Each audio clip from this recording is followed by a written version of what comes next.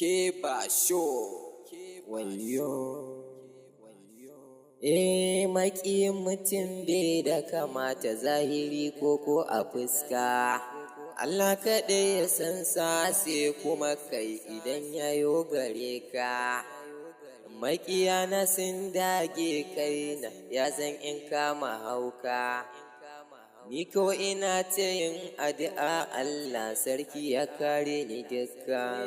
Sayyadi Abdul Bak taimakan da sabilu in yi wanka. Ko hayaki ko ayar Allah in sha in daina shakka. Maƙiya na sun dage kaina kullum suna ta shirka. Jifa da tsibbi da tsabi suke min kullum suna aboka. Na kasa gane me yasa su ba sa so sam in huta. Ni kau a rayuwata ba kowa balle a zuciyata.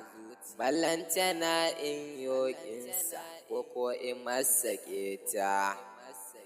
Wayo Sayyadi Abdul Bak taimaka ma rayuwata. Idan na ji al'umma na cewa Sayyadi ya zama waraka gare su.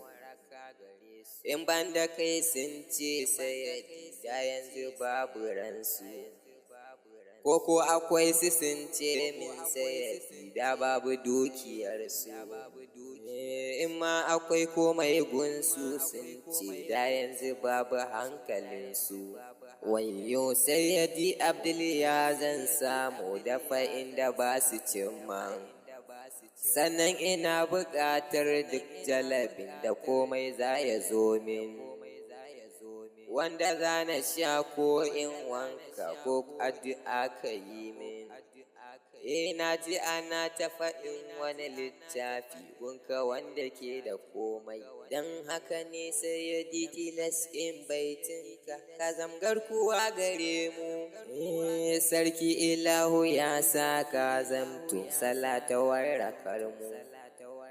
Sannan ina ta yin addu'a Allah ya ƙara ɗaukaka ka.